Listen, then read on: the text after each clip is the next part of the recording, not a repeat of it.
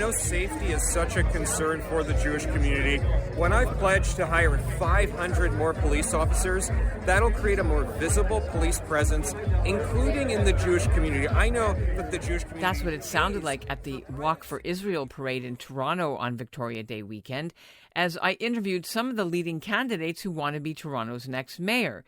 The by-election is this coming Monday, triggered by the surprise resignation in February of longtime leader John Tory after news of his illicit affair with a staffer became public.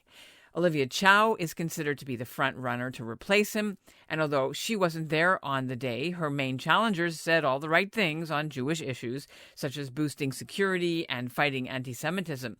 I've been hearing concerns about affordability quite a bit. Affordable housing is still a major issue for everybody, and I think all the communities across our city are talking about that. Obviously, the rise in anti-Semitism is always something that concerns the community. We always have to be vigilant, and the rise of anti-Semitism in the city is, of course, deeply concerning to me and the Jewish community. And as mayor, I will do everything I can to stop it. I think we all need to understand that anti-Jewish hate and anti-Jewish incidents are not only growing at an alarming rate, but the Jewish community is the top target of hate in our city. But whether it's Chow or her challengers, including the leading Jewish candidate, councillor Josh Matlow, our insiders say it'll all come down to who can get their supporters to actually go out and vote. Because ever since Mayor Rob Ford died, voter turnout for the last few municipal elections has been plummeting. And it should be a high-stakes decision for Canada's biggest city. Whoever wins will have to tackle a pile of key issues, including the soaring cost of rent, skyrocketing housing prices forcing people to leave the city, the random crime on the transit system that's been scaring riders away since COVID, and the terrible traffic gridlock. The tenor and the tone of elections is getting a lot dumber. And people are not talking about the issues and not thinking about solving problems anywhere close to as much as they need to. I'm Ellen Besner, and this is what Jewish Canada sounds like for Wednesday, June the 21st, 2023. Welcome to the CJN Daily, a podcast of the Canadian Jewish News, sponsored by Metropia.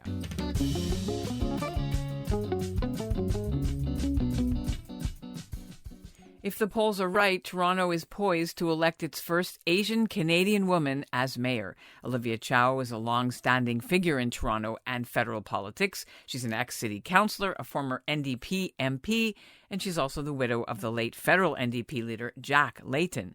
But it's an extremely crowded field. There are literally 102 candidates running. One is actually a pet dog, and I'm not making this up. There's a student from the large Jewish high school Tannenbaum Chat running. We also have Gordon Cohen, a real estate professional with no experience in city politics. They're likely to get very few votes. And then there's Jewish councillor Josh Matlow. He's in the top 5 at the moment. There have been 3 Jewish mayors of Toronto in history: Nathan Phillips, Phil Givens, and Mel Lastman. Mostly, though, Toronto's 65 mayors have been white men and Protestants. Joining me now for their insider's look at the mayoralty race are Stephen Adler, a political strategist with National Public Relations, Sophia Hirschfield, a graduate student at York University and a CJN columnist, and Josh Lieblein, the CJN's Doorstep Postings columnist. Well, it's an important election. It's the biggest city in Canada, with the 4th largest city in North America. And does anyone care? That was the title of one of your columns, Stephen, recently for National Public Relations, is Toronto's having an election, but does anybody care? So quickly, I'm going to give you each a minute or so. Stephen, you coined the phrase, so I'll start with you. What are the numbers telling us? So only 29% turned out to vote in November, but we had the highest advanced poll turnout that we've had in a couple of elections that ended last week. I think people are starting to care. I think that this whole election will be based on identifying vote and getting voters out. Period, full stop. And hopefully more people will care. Now, you said November. We should just mention that that was the last round of municipal elections in the whole province. And that's when John Tory came in for a 3rd term, soon to be out. Sophia, do you want to sort of join in on, does anybody care in your circles from where you're seeing? What are people talking about? I think, unfortunately, not enough people care about municipal politics in general, which is heartbreaking to me because municipal politics is so important and we have so much power to shape the future of the cities where we live.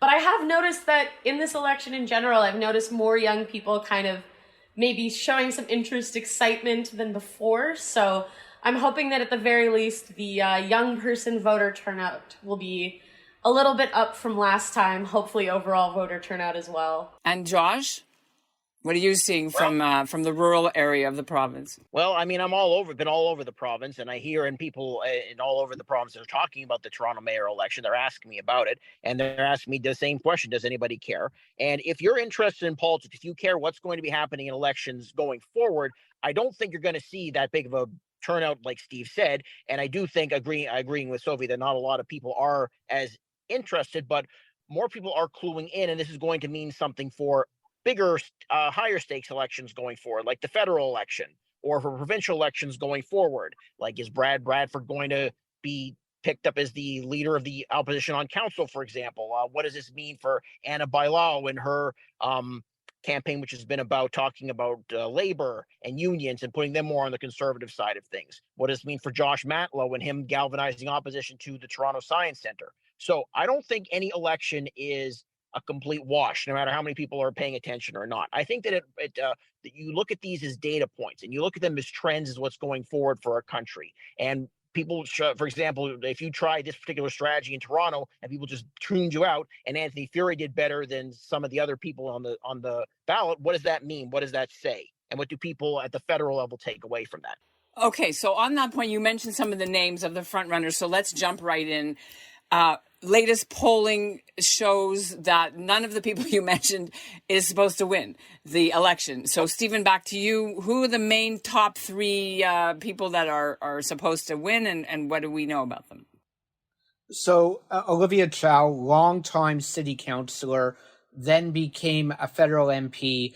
She won the race for the support of Progress Toronto. Progress Toronto is the NDP's municipal arm, for lack of a better way of putting it. The biggest shock with Olivia getting the Progress Toronto support is that Josh Matlow did not get the support. Josh had been, for the last 3 terms, the anti-establishment councillor, and he did not get the support of Progress Toronto. Anna Bailaõ is a former deputy mayor of the city, 3 or 4 term councillor. She was chair of Planning and Housing Committee. She is one of the centrist candidates who people thought would get votes from the left, the center, and the right.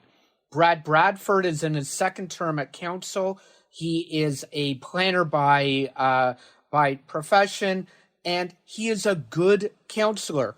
The thought with Brad is he was going to run in 3 years, not now. Of note, Brad's campaign is full of liberals and conservatives, and Brad's mother is a liberal MP in Ottawa, which I always find kind of interesting with regards to the funding coming fights with Ottawa. Josh Matlow, former school trustee, current city councillor. I'm shocked that his numbers are not higher than they are. A lot of the issues he's been talking about are issues that he's been talking about for 6-7 years.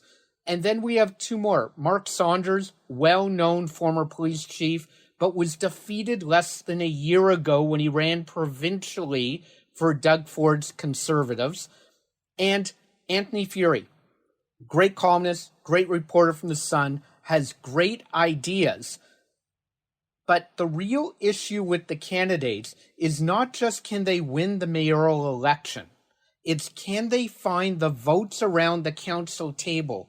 13 to get a motion passed, 9 to prevent the veto by the rest of council. Because remember, we all talk about these strong mayor powers. They're limited in scope and use and what they can be used for.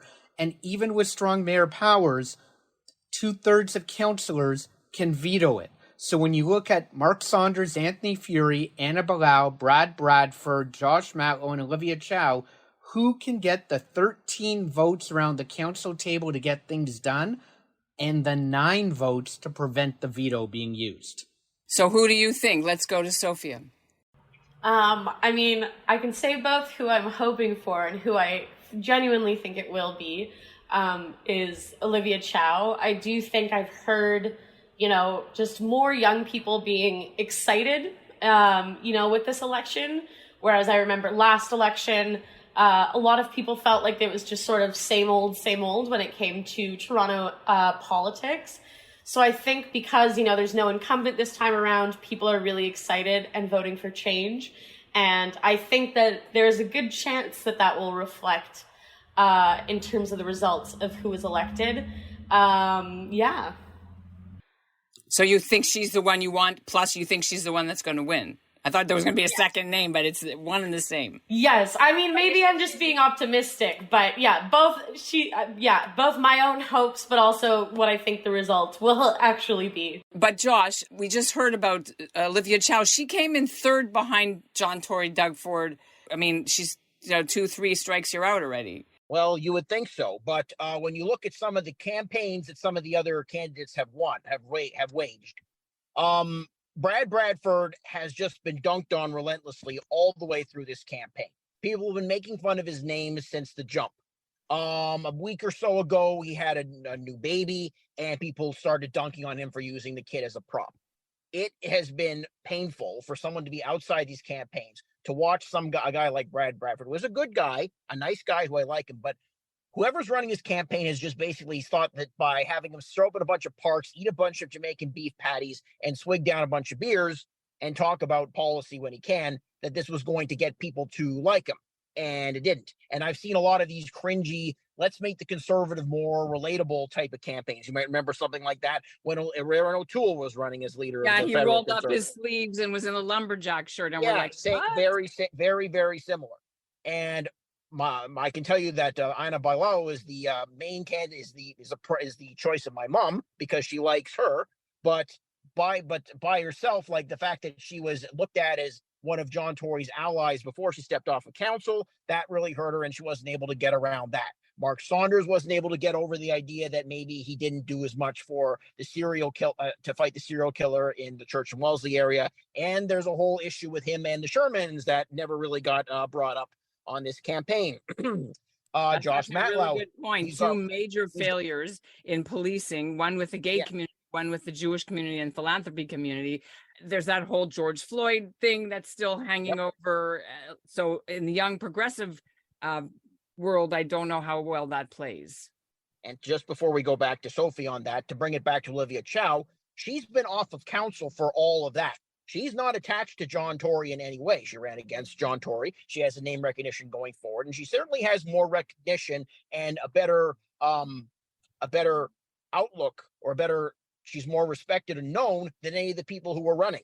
And she has the most name recognition. That's a big help. And the Layton name, nobody's mentioned the late Jack Layton name, but that is a big deal. I was getting to that. And also the fact that she's respected enough by the left. She has the left lane pretty much to herself, except for Josh Matlow, who's had, Josh, he's always willing to talk to us, but Josh has made a lot of, enemies, and he's not as well liked on council. And even he would admit that.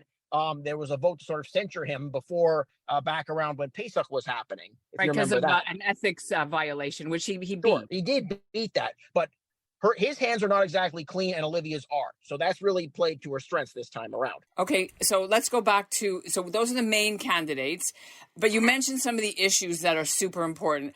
We are the Canadian Jewish News, and so I always look at things, is this good for the Jews? What are the Jewish issues? But I don't know if this particular election has very many. In fact, I think the issues are what, Stephen? Affordability, housing, poverty, transit, traffic, chaos, safety. Those are just things that everybody cares about. I actually think the biggest issue Toronto has is how are they going to pay for things moving into the future? And we can talk about property taxes need to be raised, but Toronto is the only major jurisdiction that the majority of the funding of the transit system comes from the fare box. We get no federal money and no provincial money. When ridership is down 30% of what it used to be pre-COVID, the subway cars still run. And so that's where a big deficit has come from. When it comes to affordable housing, it's not just a City of Toronto issue. It is a national issue. Toronto does have the municipal land transfer tax that other jurisdictions don't have. But one of the biggest issues we're having on affordability is people aren't qualifying for mortgages. The stress test is such that those who can afford to buy the home don't qualify for the mortgage to close the transaction. Affordable housing is something different. Affordable housing is not a 5,000 per square foot unit being reduced to 4,000, calling it affordable. Affordable housing could be a 1,000 square foot dollar square foot unit based on rent geared to income. If all of the affordable housing money that the federal and the provincial governments allocate was given just to Toronto, we would not solve the problem. So those are the really big issues.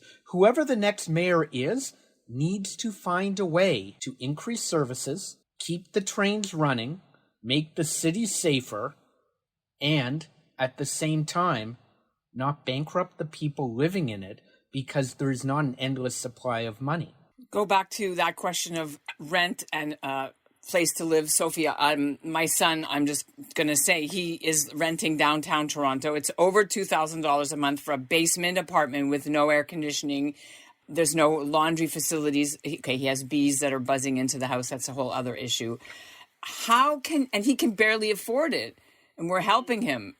My kids cannot going to be able to afford an actual house. For Jewish families, their kids are moving out. They're moving to Innisfil. They're moving to Barrie. They're moving all the way to smaller towns because they can't be in the city. And therefore, there's that whole issue of where do you go for Friday night dinner? Where do you go to synagogue? All the services that are already there, they're not going to be sustained because the younger people are not there. This is an issue I've heard that is affecting families in the Jewish community as well as other. But I don't know if you want to talk about that, Sophia, or... Yeah, of course. I mean, definitely as someone who is also renting in Toronto at this moment and has so little hope about the possibility of actually ever owning property in this city, I absolutely believe that both affordable housing and housing affordabilities are two of the key issues in this election.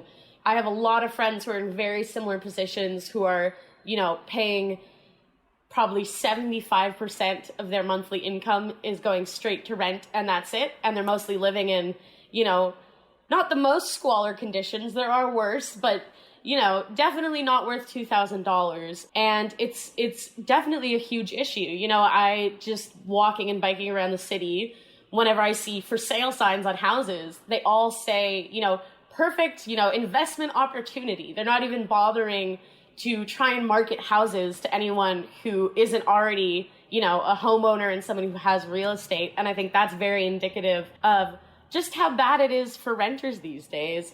And I do think it is causing a lot of, sprawl, specifically with the Jewish community and not being able to have those same kinds of community hubs as we used to be able to have, but just with our city in general. And I do think that's really bad for some of the other issues that we've brought up, like issues of, you mentioned crazy traffic, transit issues, all of that stuff, the sprawl and the spread and the way that people are basically, fleeing further and further to edges of the GTA just to be able to afford to live is definitely causing huge problems for the city. And I think, looking just at John Tory's last property tax hike, it was still less than inflation. I do think there is still a decent amount of wiggle room within the property taxes that hopefully will not bankrupt those homeowners that we have here in Toronto, but will make things a bit easier to provide services for the cities. But I do really think that, affordability and housing is kind of one of the central issues, because that also goes into crime, that also goes into issues of safety, and it's kind of the key that spills over into everything else that's coming up in this election. Public transit, of course. People were getting stabbed and killed, 16-year-old kids on the TTC, on the subway. So, Josh, what about your views? What are the key things that you're hearing? You're talking to a guy who has basically fled Toronto, got married and moved out of the city, and you see that's why you have me coming from a different place every time you talk to me. So I'm seeing that I'm already someone who has to commute in And when I come in, all I hear about are, well, Bradford's trying to make transit and housing and rent an issue, and for that he gets mocked for being more for. He said he didn't want people to go to Hamilton or Newmarket, and he got dragged for that. And then you have Mark Saunders trying to make crime an issue and getting nailed for that. So every time one of these people try to talk about one of the issues, every time we know there are problems in the city of Toronto, but every time one of the candidates tries to score a point on Olivia and try to get her to wear it, it's not working. So everyone knows that there are problems with this election. For a while, it was about what are we going to do about the Science Center, and that's what everyone was caring about. So once again, we have an election. Instead of talking about solutions to problems, we are getting upset about things that are sort of beside the point. None of these discussions are going to make things better for younger people like myself. It's not going to entice myself, my wife, to come back to Toronto. What about the Science Centre? Let's talk about that.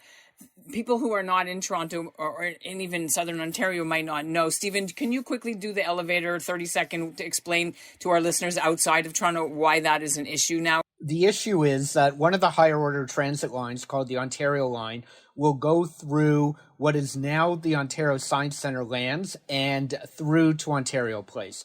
There has been talk for a long time. It is not a new discussion based on this election whether to renovate the Science Centre property, move the museum Science Centre elsewhere, what to do. What we've seen in the last couple of months is a discussion turning around. If you take the facility out of its current location, it will negatively impact the community around it. I don't know if it will or won't. I know with regards to Ontario Place, another hot button issue, the Ontario Place has been empty for 10 years. I'm loving the fact that everybody cares about what to do with Ontario Place in 2023. We actually had a walk with Israel, and one or two walks with Israel ended at Ontario Place because it was empty. So to put in perspective, the May long weekend, it's warm. It is perfect time for people of Ontario to use an outdoor family venue. So those are the issues that are very important to the future of the city. But as Josh said, people are rallying around them rather than maybe talking about who, and I keep coming back to this, who can get the votes on council, who can get things done.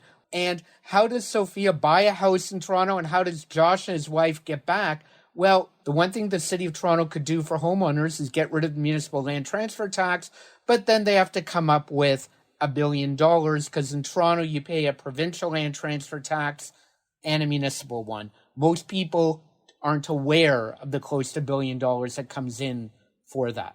You know, we got to talk about this ballot, because I don't know any other city's council's ballots, what they look like. But it's insane that you have 102 candidates for mayor. The ballot is like the size of the side of someone's, I don't know, fridge. Can you discuss what this shows you? Is this a bad thing? Is this good for democracy?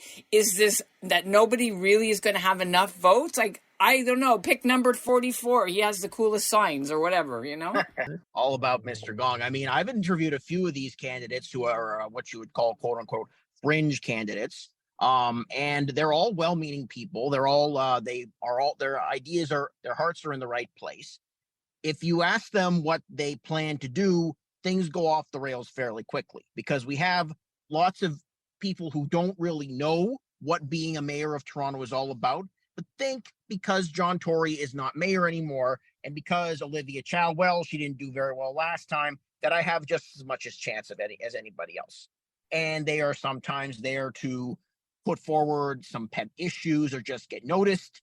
And others like Mr. Gong or number 44, you can dig into his background and see what sort of schemes he's been up to. And you can ask where a lot of his money is coming from.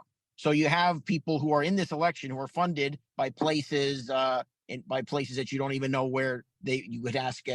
You don't even know exactly where all the money is coming from. Are you referring to the current inquiry that is into Chinese offshore money, or that's not? Well, him? I'm trying to choose my words very, very carefully, because not many people really know a lot of where Mr. Gong's money is coming in, and he's not going to get a lot of votes in the Jewish community or any votes regardless. I bring him up as an example of a person who's running, who might have to be spending a lot of money on his signs and his billboards, and there might have to be a pretty bit of audit after that. But for a lot of people, it's just, a free-for-all. But is that going to split the votes? Like, well, not split, No. but take away votes from the main candidates that you mentioned, like Olivia is. You have to actually have a sophisticated. Steve talked about getting out the vote. Getting out the vote is a sophisticated operation. You have people across the city who are going to find your votes. You have to get your people who are voting for you to the ballot box and vote for you. That requires an army of people. And I don't know how much more money these people have left to spend on something like this. But Olivia Chow and all the main candidates are going to have people walking all around getting this done and calling people and making sure that the people who said they were going to vote are actually getting to the ballot box. If you don't have a proper GOTV operation, what are you even doing? GOTV, get out the vote. That's a very important thing. But in terms of, Josh, the fringe candidates, you also interviewed one more before I let the other folks jump in. He's a Jewish kid from high school named Mayor for Mayor. Yeah, Mayor. You got to talk to us about him for about 30 seconds for our listeners who haven't read your amazing interview with him. Okay, well, I'm going to indulge myself. I liked interviewing Mayor because it was like going back 2 decades, and because I was a chat kid like Mayor and I had the same sense of humor as Mayor. So, it's kind of like asking him what he would do with like all the teams across Canada and amalgamating them into one if he's going to amalgamate the entire province of Ontario. This kid is just having a good time. And he's probably not going to get more than a handful of votes. I don't even know if his own family's going to vote for him.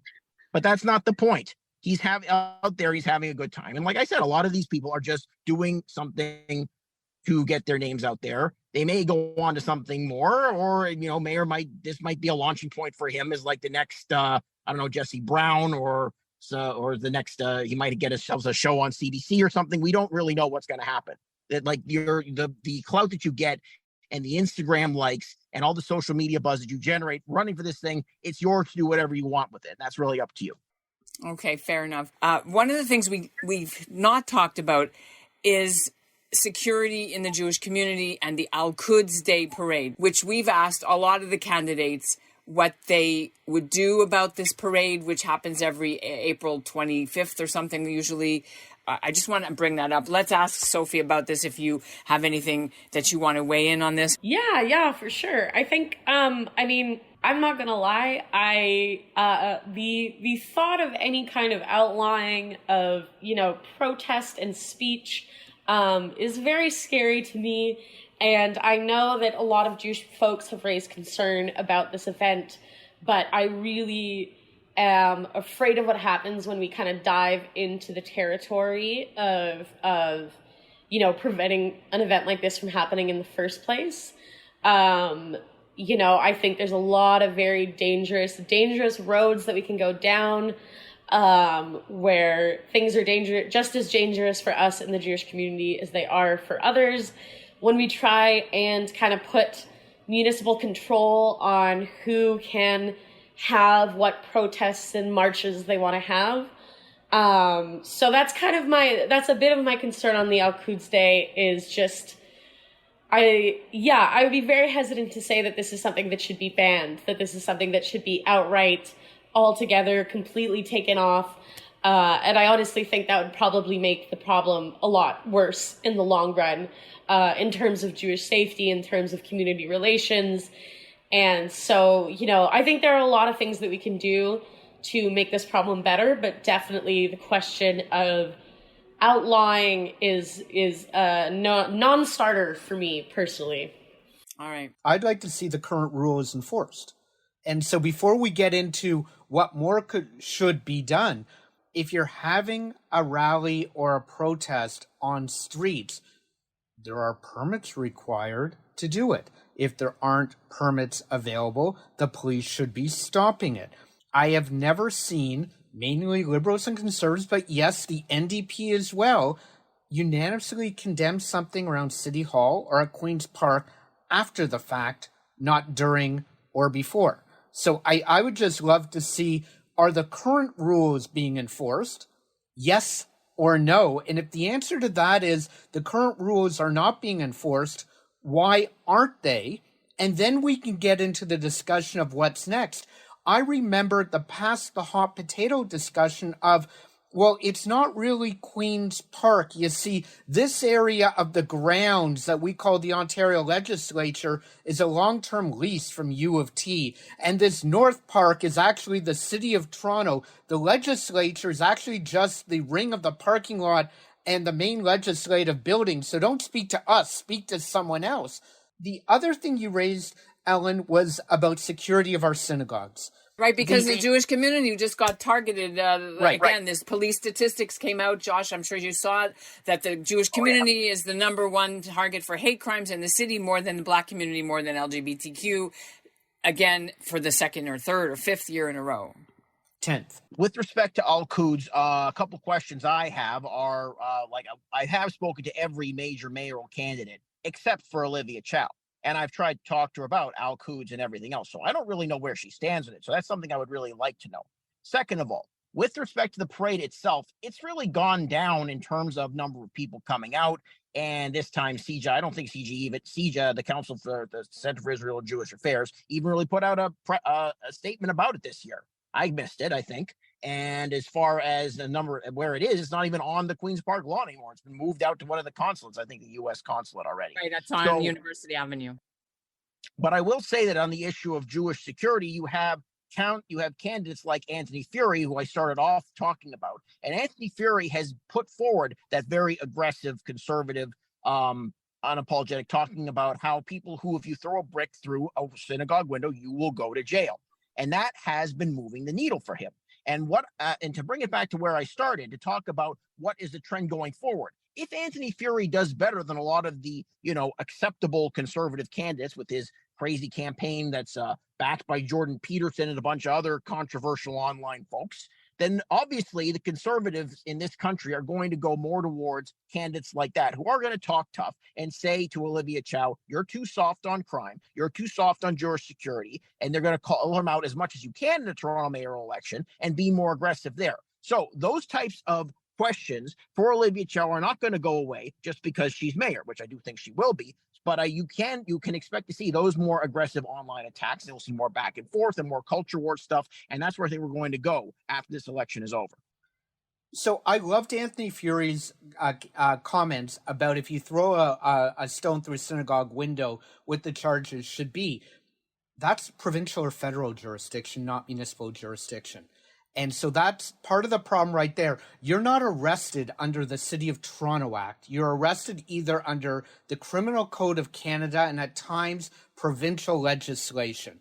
With regards to keeping our institutions safer, the original security infrastructure pilot project brought in by, I want to say, Prime Minister Martin, continued by Prime Minister Harper in after, was, I think there was an error made in the pilot project. It was for hard costs, doors, alarms, cameras. It was not for soft costs, security guards, things like that. I think that has come back to be a bit of an issue. It is now, though, and Ontario is now this year jumped in with money for security training, security guards, and the SIP program you just mentioned under Marco Mendocino, who may or may not be in office by the time this runs. He also changed it for soft costs. Correct. But we also have to remember it is funding for vulnerable communities, not just for the Jewish community. And so I would like to see every synagogue, every place of worship, every community center, every school have paid by other levels of government security to keep people safe. And I hope whoever the next mayor of Toronto is will debate that with the premier and the prime minister to get more funding. We're going to wrap it up. It's been really fascinating, but is there anything, I'm going to let you go around one more time, that our listeners and voters in Toronto should know? I guess the one thing that I would say is my kind of final thought in this, a lot of questions of safety, especially for the Jewish community. And just thinking about, crime stats in Toronto, in 2022, crime was up 18.9%, even though, year after year, the city council has had huge budget increases for the police in Toronto. Right now, their budget is $1.16 billion, and yet, crime is still going up and up and up. So I guess my final tip going into the ballot box might just be thinking critically about what role police play in actually keeping our communities safe, especially our Jewish communities, and thinking about our city as a whole and how we can make it a better, happier place for everybody involved. I'll jump in. So two thoughts. One, please vote. There's no old line. If you don't vote, you can't complain. And so I hope everybody votes. But also, those who care about the election and the issues, I hope you don't stop caring at 12:01 in the morning on June 27th. We have whoever's elected mayor will be working with this council for the next 3 years. 3 years is a long time to try to get things done. Our city has, our province and our country, we have major issues we need to work on. And we need to find a way to work together. And I hope that the 101 candidates, including Molly the dog, who may not be elected mayor the night of the 26th, continue to play a role in our city, because some of the ideas might be just soapboxing to get my name out there. A lot of them are really good ideas that council should look at and see what can be implemented, so that in 10 years from now, we're not talking about Ellen, your son, living in the basement apartment, Sophia, where you're living, Josh, the fact that you've moved from west of Toronto to now maybe west of Manitoba, etc. We can talk about the city working. Josh, you can live in Sophia's family's house in Winnipeg. There you go. Go ahead. I wish. I bet the Hirschfeld house is lovely, but I'm only licensed to practice in the province of Ontario, so I couldn't make much money out in Winnipeg as much as I'd like to. This election is becoming another. One of the things that has really upset me about this election is that it's just become another exercise in partisanship.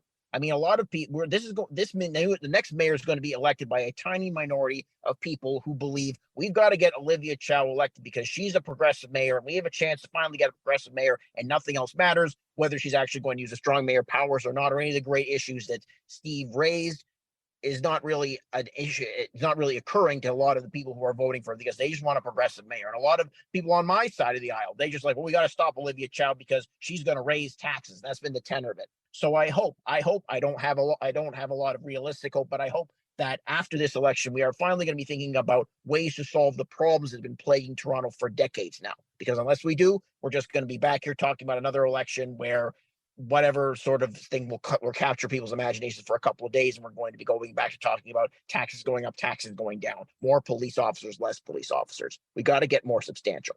It's very important what you said. Two last things to end. I'm just going to pull rank. Doug Ford said if they elect a lefty, it'll be a disaster.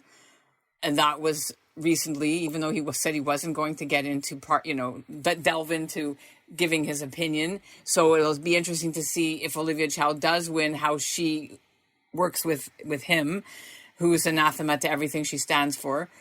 And then the other thing is that, I love that idea, Steve, and that you mentioned that those 102, even the dog candidates, wouldn't that be an amazing thing if they all got appointed to a special nonpartisan committee and try to do what's right for Toronto and point them to boards and ABCs and things like that? I don't know. I think you should coin it. It's a great idea. Thank you. Look, I think that the task is large. I think we will see whoever the mayor is able to work with the premier and the prime minister. Remember that during COVID, Premier Ford and Minister Freeland spoke almost every night. Those who do not follow politics very closely would have been shocked that Chrystia Freeland and Doug Ford could find common ground. For Toronto to move forward, for Ontario to move forward, the big city mayors of Ontario need to work together with the premier and the prime minister. But I'm looking forward to going on voting day and looking at the Megillah Esther in front of me and trying to figure out which one to vote for. And it's going to be a fun night. All right, we got our Canadian Jewish angles in there. Listen, it was great to have you all, and we'll be in touch. Stephen Adler, Sophia Hirschfield, and Josh Lieblein, thanks a lot for your comments and being on the CJN Daily. It's been great to have you. Thanks, everybody. Thanks so much for having us. Thanks, Ellen. Thanks, guys. And that's what Jewish Canada sounds like for this episode of the CJN Daily, sponsored by Metropia. Integrity, community, quality, and customer care. You can find links in our show notes to Josh and Sophia's columns to help you decide who to vote for. Today's listener shout-out goes to Adele Weinstein in Toronto. And speaking of by-elections, we'll end with a bit of what it sounded like in Winnipeg Monday night after Ben Carr won a seat for the Liberals in the House of Commons. It was his late father's old riding. Jim Carr was a federal Liberal cabinet minister who represented Winnipeg South Centre for nearly 8 years until he died of cancer in December. Thanks for listening to the CJN Daily. I've learned so much from the people of this riding since this journey began. To the people of Winnipeg South Centre, thank you for putting your faith in me to represent you in Ottawa. Lastly, to my dad. I miss him every day. His smile, his voice, his energy, and his optimism. I feel the void of his loss profoundly.